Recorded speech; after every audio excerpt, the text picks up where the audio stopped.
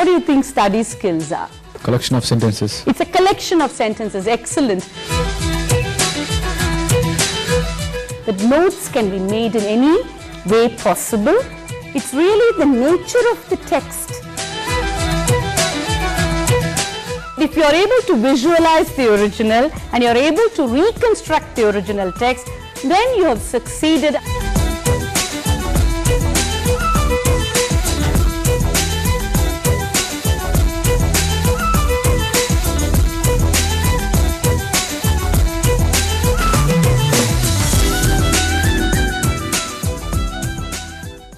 I'm Meera Srinivas and welcome to this session on study skills. I'm going to be telling you what study skills are and also give you practice in study skills. Is that clear to you? Yes. Right. How many of you here know what study skills are? Can you attempt to define study skills for me? Any one of you here? What do you think study skills are? Shortcut way to understand the subject.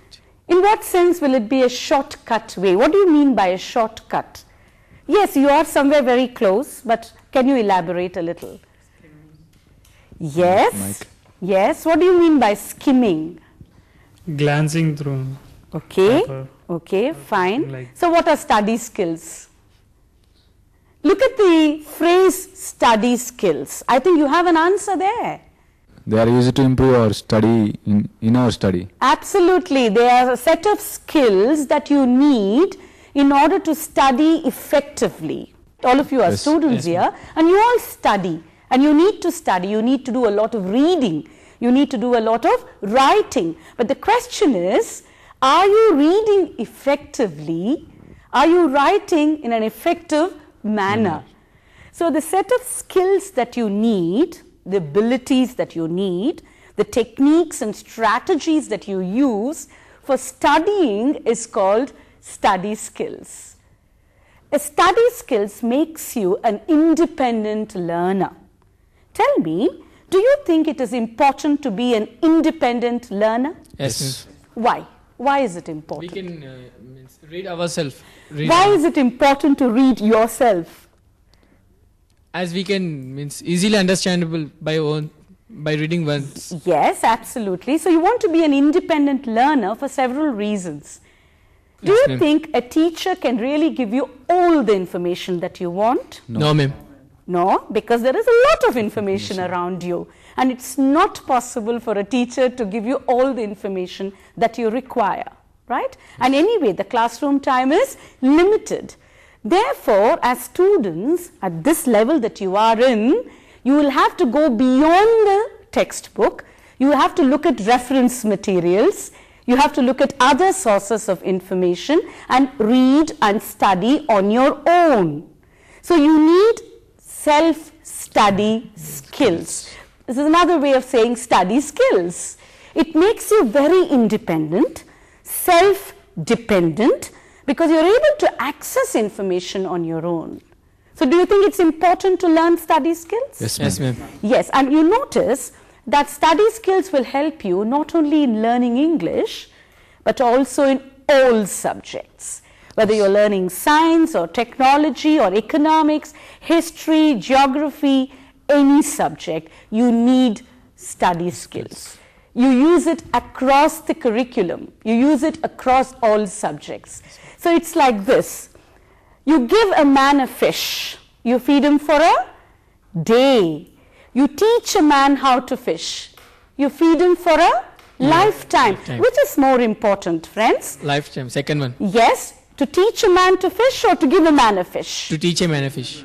Now that's precisely what study skills does. It doesn't just give you the information, it helps you to access information. It helps you to get at information. So it gives you a set of skills which equips you for a lifetime. So do you think it's important then? Yes, ma'am. Right. What does a person do who has got study skills, who has got the ability to study? This independent learner, how does he use the study skills? He uses it for 4 main purposes. I'm assuming that you have study skills and then you're going to be using it. How are you going to use it? You're going to use it to, can you see the black book clearly? Yes, ma'am. To locate information. That's one of the uses. When gather information,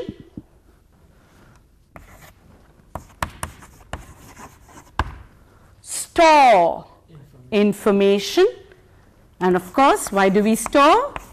Because we want to retrieve information.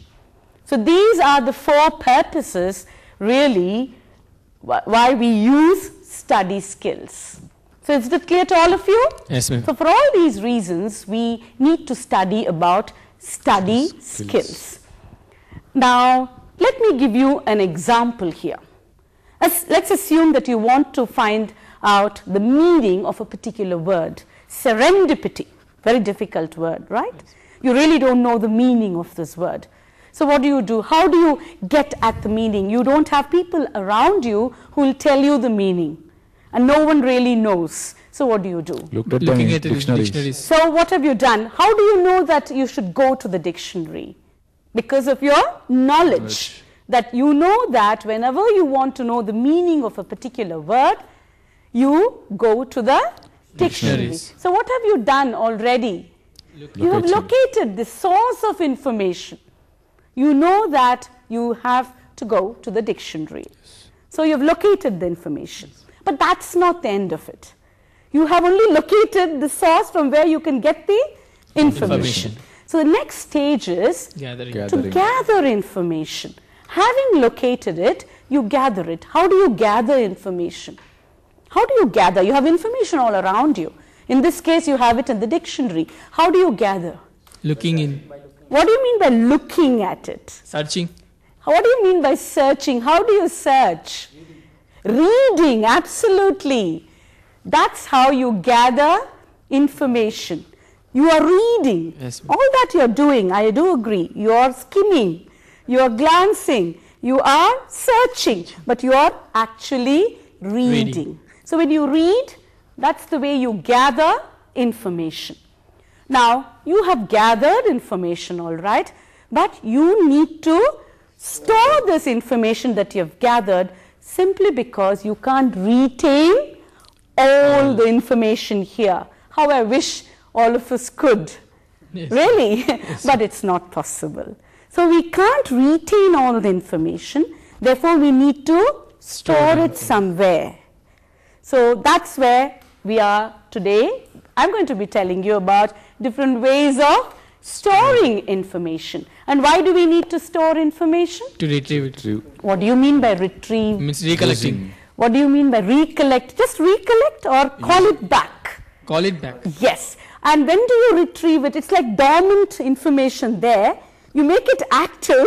You call it back when you need to use it. So there is a purpose. You don't retrieve it all the time. Yes. You retrieve it only when there is a purpose. So this is the way, this is the process involved in study skills. Now, as I've said, we are going to focus on storing information. In other words, I'm going to be teaching you how to make notes. You know, we store, today you all use the computer. So you store information in a Word file.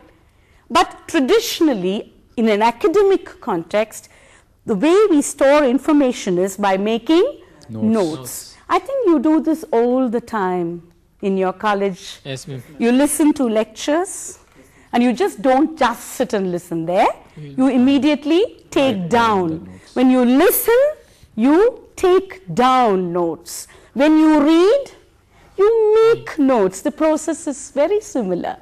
You listen, it involves note-taking. You read, it involves note-making. So it's listening and note-taking, reading and note-making. Both are similar and they are part of study skills. And that is something that all of us need to acquire, and so that we could use these skills efficiently for our study purposes. Right. So we're going to talk about note-making today. Tell me, Why do we need to make notes? Come on, can any one of you? Why do we need to make notes? Because it serves for the purpose, I mean. Yes, it serves the purpose, right. Can you give me a situation where you really have to make notes? You can't During do the it. exams. Very true. During or before? Before exams. Sorry. Before an exam, when you're preparing for an examination. What happens is, you listen to a lot of lectures in an academic year. You read, I hope you read, Yes. a lot of journals, articles, encyclopedias over the academic year. But what happens, you can't remember all that you have read. Yes, ma'am. And over a period of time, you think you know, but slowly you begin to forget. There is memory loss, right? Yes, So ma'am. in such a situation, what do?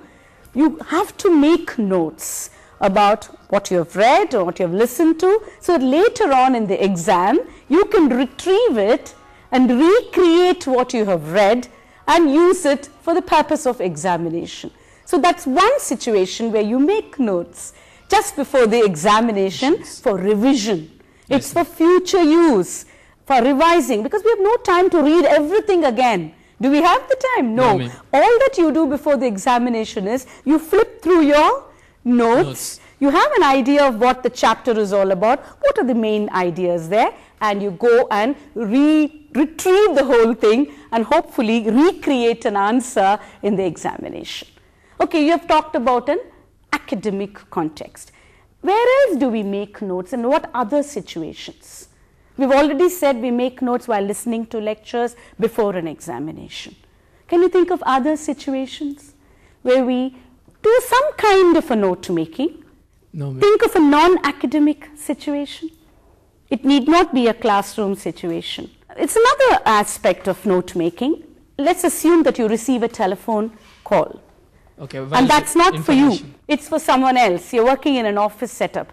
The call is for someone else and that person is away. We take down a message. Yes, you take down the Message. and that is in the form of a note. That's a non-academic situation, but very relevant. You take down a message for that person and you need to take it down accurately and give it to the right person. That's another example of note making, where you have to make notes. Right? Now do you understand when do we make notes? Okay, let's assume that you want to participate in public speaking. Your colleges, I'm sure, have public speaking competitions. Yes, ma'am. You have to, then what do? Do you just go there and speak extempore? That's wonderful, on the toes, you're thinking and speaking. That's great. But what do we normally do when we have to address a gathering? Gathering information and preparing. Very good. You gather information before you speak on a particular topic. You're preparing. So what is it? Do you prepare an entire speech and go and read it out there? No, you only you prepare points and you go and speak very naturally there. So those points that you have prepared are actually notes that you have made because you've gathered it from different sources. So that's again an example where you do a little note making. So when you have to revise for an examination, when you have to take down telephone messages, when you have to speak, address a gathering, okay, when you have to take part in a discussion, don't you do note making? Even when you're doing group work, the teacher makes you sit in a group, you take down some notes and then you participate in the discussion. So these are the several situations where you actually do a lot of note making. So what have you learned so far? We've said note making is an important study skill and we use it in several situations. And we have also said we have to make notes. Why? Because we can't remember everything that we have read. And that's very true today because we have a lot of information available. What are the different sources that you go to for information on any subject? Internet. That's a good answer. Internet. You go to the internet, you access information from there. You also get a lot of information on radio, on television, right? Yes, so there are different sources and you can't retain all the information. Therefore, you need to make notes. Now, the question before us is, how do we make notes? Obviously, it's a step-by-step process. You can make it any way you like, but if you really want to understand the principles involved in note making, I think you need to proceed in a very systematic manner. So that's what we are going to be doing today. Do you understand? Yes, ma'am. We're going to learn about how to make notes. Now, when you make notes, there are clearly 3 different stages or steps. Step 1, let's look at it. Very basic step. Let's assume that you're reading something here, okay? And you have to make notes. So what are you doing for the first time? First step, what is it? You are reading. Yes? Yes. First step is read.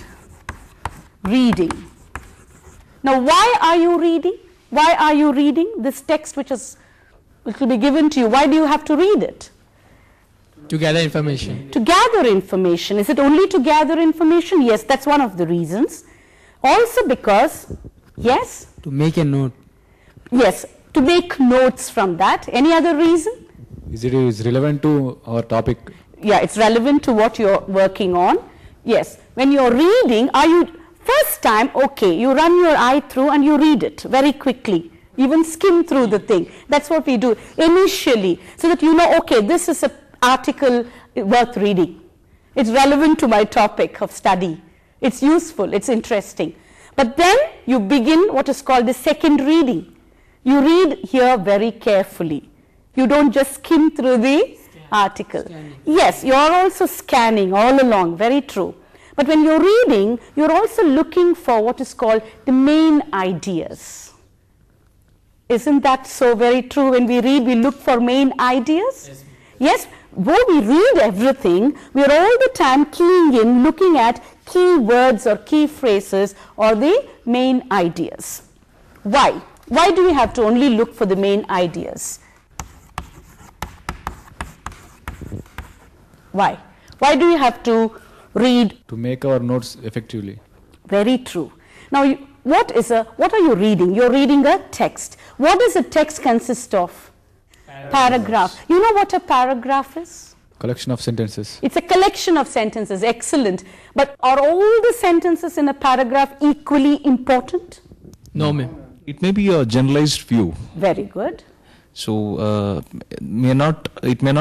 of them may not sound effective or may not serve the purpose that we are looking into. Yeah, so you find there is at least one sentence in a paragraph which has the main idea. Correct. Which is the topic sentence. That's right. Which seems to be very effectively written. Absolutely. And you feel that the other sentences in the paragraph are all supporting the main sentence. May not hold that relevance to... Yes, there may be just detail. That's right. Maybe supporting detail. See, in every paragraph, friends, you have a main idea or a topic sentence and you have supporting detail. That's a paragraph. So in a text, you have 5 paragraphs. Obviously, you have at least 5 main ideas, and each idea has been elaborated upon in each paragraph. Now, when you read, you're reading the whole thing, but your eye, as you said, scanning, automatically tries to locate the main idea. You have read the whole thing, but you want the main idea. That is step 1. When you read something, in order to locate the main idea or the key idea or ideas or phrases or words, something really you're looking for, and that makes an impact, and you know what this paragraph is all about. Even when you read a story or a narrative in an English classroom, even in each paragraph there are some main ideas in each para. Okay? Even in a poem, when you're reading, you're looking for the central theme or the main idea. Not every detail seems important. Right. So step 1 is reading to find main ideas. Let me give you another example. Let's assume that you're all planning to rent a flat and you want a flat in Tarnaka. Okay? So where do you go for information? Where do you go to locate information? Newspapers. A newspaper. Which part of the newspaper? The classifieds. The classified. What do you do when you look at the classified column? I immediately look for the name of the place. Right, absolutely. See, there are lots and lots of ads there, columns and columns, but you're not interested in everything. You're only interested in the word Tarnaka, rental, and Tarnaka, because that's where you want to find a flat for yourself. Having located several flats in Tarnaka, what do you do next? You probably circle them. Right? You circle and say, okay, these are the things that, these are the ads that I have to look into more carefully. Right. Now, even within that advertisement, there are lots of little details that the person has given. But what do you really look for? The key idea. What are the key bits of information in an advertisement? I relate it to my requirements first. Absolutely. So, if that is, you've already zeroed in on your requirements. That's the reason you have circled it. So, within the area called Tarnaka, you're trying to see in which street it is located, because you need to go and see the house. And most important, telephone number. That's all you really are interested in. The other little things, details he gives you is not really of your concern. You first want to know where it's located in Tarnaka and the telephone number, because later on you could look into other aspects. So, when you read, you're automatically looking for key ideas or main ideas. That's the stage 1 of note making. Before I move to step 2, when you're reading a longish text, an essay or an article, you have located the key ideas. Don't you have to indicate that they are key ideas? How do you indicate? We underline. You underline. You underline. Sometimes what you could do is, if it's a main idea, you could underline it. And the supporting details, you can give 2 lines under it, underline it twice to say that this is supporting the main idea. Alternatively, you can use color coding. Yes, ma'am. Yes, you can. Main ideas are all in red, the supporting details are in blue, the examples are all in green. That helps you to categorize. When you're doing note making particularly, it helps you to categorize information. Today you have highlighters, right? I'm sure all of you like to use the highlighter. Yes. So you can use different highlighters for all these things. So that's how you read and locate ideas. Step 2 would be to condense or reduce the information that you have located. Condense or reduce. What do you mean by this? You have located lots of information. So when you make notes, tell me, should your notes be shorter than the original text or longer? Shorter than the original. Automatically you know that your notes cannot be longer than the original text. So to make it shorter, what do? You have to reduce the size of, and you have to compress the information or condense the information. How do you do that? Just taking the main points of that one. You take down only the main points. Simply, you only look at the key ideas and key facts. You automatically delete the examples, the illustrations, the extra bits of information that the writer has provided you. The another thing that you do is you avoid full sentences. When you write the notes, you automatically avoid full sentences. You just take down the key words, key phrases, fragments, not complete sentences. When you take down notes, wherever there are articles in the original or even, prepositions, conjunctions like however, meanwhile, linkers, you don't take those things down. You remove all those, and only the key words or the key phrases you note down. These are the different ways by which you can condense information. Another thing that you do, very interesting, you use abbreviations. You could say the government of Andhra Pradesh has decided to introduce a midday meal scheme for the students in government schools. The Chief Minister of Andhra Pradesh made this announcement in the cabinet recently. The Education Secretary, the Deputy Secretary in the Education Department rather, then communicated this to all the government schools. Where would you put in the abbreviations? Andhra Pradesh AP.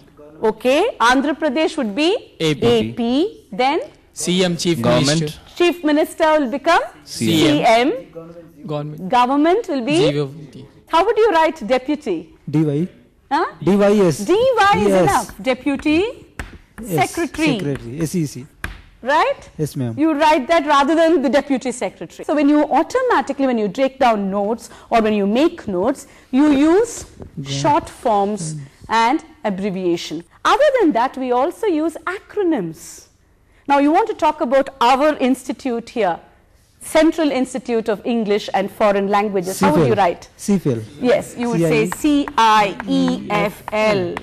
So you use acronyms, you use short forms, you use abbreviations in order to reduce the size of your note and to condense the information. Other than this, you could also use symbols. When I was in college, they said Shakespeare was born in the 16th century at Stratford upon Avon. Then we would use something like 16 and put it this way. You know what this stands for? Century. This is something, you evolve on your own set of abbreviations and short forms which enables you to write fast and make notes. Then we also use, as I said, symbols like this, or if you are talking about some mathematical situation or a science text, something is lesser than, greater than, then something is greater than something, not equal, something is equal to, not equal, something is not equal to, and then currency, dollar and pound. Yes, you would use a lot of symbols of this kind. And therefore, we use a lot of symbols when we make notes. You should. Otherwise, it's not notes really. Then you also use figures instead of words. When you talk about numbers, you say you're born in something like 1654. You don't really write 1654. You just write this way. You use figures. You don't use really words. So these are some of the techniques that you adopt in the second stage when you are trying to reduce the size and we're trying to compress the information. Now we move on to the third stage. You have to arrange the information in a systematic, logical manner and represent it for yourself. Remember, your notes should enable you to recollect the original. So it should be logical. It should be in the same order in which the original text is. So don't play with the order. You need to have the same order, logically arranged, linear fashion, so that you should be able to visualize the original text. Do you understand? But it should be a shorter version, but should enable you to recollect the original text. So these are the three stages involved in note making. Have you understood this so far? Right. Now what I'm going to do is, I'm going to actually dictate a little text to you. First, you're going to just listen and you take down notes. Let me see what you really take down. Keep these three things in mind. The human brain is spherical like a ball. It is divided into two halves called the two hemispheres. The right hemisphere controls the working of the left side of the body, while the left hemisphere controls the right side of the body. Furthermore, each hemisphere controls certain kinds of mental activity. In most people, reasoning or logical thinking and the learning of mathematics and language are controlled by the left hemisphere, while abilities in arts and crafts, in music, dance and sports are controlled by the right hemisphere. Have you taken down the notes? Okay, any one of you, can you tell me what are the important things that you have taken down? Yes. The human brain is spherical like a ball. Wonderful. Did you all get that?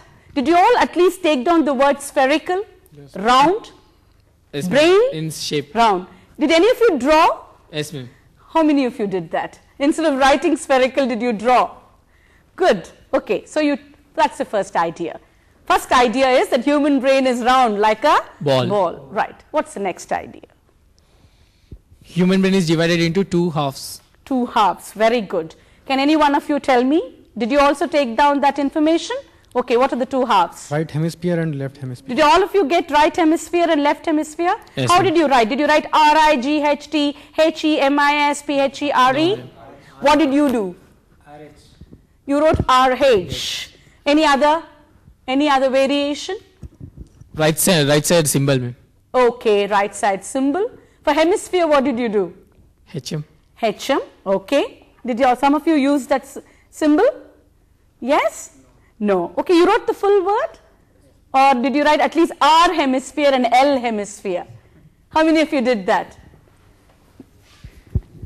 I mean, the sentence before I wrote it is divided into, I mentioned 1 by 2, you know. Okay. That way. That way you did it. Wonderful. Now what else did you note down? You noted down the fact that it has 2 halves, right and left hemisphere. What else did you note down? The right side of the brain controls left side of the body. Okay. And left side of the brain controls right side of the body. Did you all take that down? Right side controls? Left side body. Left side of the body. And the left hemisphere controls the? Right side of the body. Right side of the body. Yes, you want to say something? Yeah, since you were a little fast, I wrote the first part of the sentence, and then second I didn't write the sentence, I wrote reverse. Yes, absolutely fine. Why do you think I was fast? I think you wanted us to, you wanted us to see as to how far we write, we take down notes. Remember, no teacher is going to read very slowly things out to you because they want you to take down notes. That's right. This is a real life situation. Yes, in real life, the lecturer speaks at her own pace in a class situation. She is not going to be very sympathetic. She's not going to say, look, let me wait. Only in lower classes, the students say, Miss, please, I haven't finished copying the notes. Otherwise, you're expected to keep pace with the teacher. So what you have to do is adopt different styles. That's what you did. You said reverse. That's it. It conveys the idea to you. Very good. Thank you. It is also written, it's vice versa. Vice versa, absolutely. Wonderful. That conveys the idea too. Right. What else did you take down? Did any of you take down this sentence? Furthermore, each hemisphere controls certain kinds of mental activity. Did you take down the sentence? Yes, ma'am. Not total, ma'am. Okay. Furthermore means just I have taken furthermore. Do you need to take down the word furthermore? Do you need to take down the word furthermore? No. Why? Remaining sentence contains the same information. Same information. Moreover, it's a linker, it's a conjunction. It's not really, you don't really need to take down that word furthermore. But what is important is the brain controls mental activity. So the word mental activity is certainly very important. And then you like to know what the mental activities are. So how many of you got this right? Can you tell me? Left hemisphere controls what? Logical thinking. And Okay. maths. Only maths? Logical thinking? Reasoning? Reasoning, maths and languages. Very good. So all that you need to do is take down the 4 words. Controls. See, you can use short form there. CTRL. CTR. Absolutely. You know that from the computer, don't you? Right. So you just have to use the abbreviation there, the short form, and say what does it control? Reasoning, learning maths, language, logical thinking. Right. So what does the right hemisphere then control? Any one of you here? Arts. Okay. Arts and crafts together. Music, dance and sports. Music, dance And sports. That's enough. You don't have to repeat again. These are controlled by the right hemisphere. So according to you, what are the key words? Spherical is a key word. Brain, spherical. Right. Division of 2 means 2 types. Halves. 2 hemispheres. Then mental activity. And then you have to just list the mental activities. So what have you done today? You have actually taken down notes. Yes. And you have used all the 3 principles. Okay. So you've learnt about the principles involved in note making. I have a homework for you. I've given you this piece of paper in which you find 3 different ways of making notes on the same text. What I want you all to do is go home, analyze these 3 types of notes, see the similarities and differences, and make a comparison, and come and tell me tomorrow which one you liked and why. Okay, is that clear? Yes, ma'am. Thank you.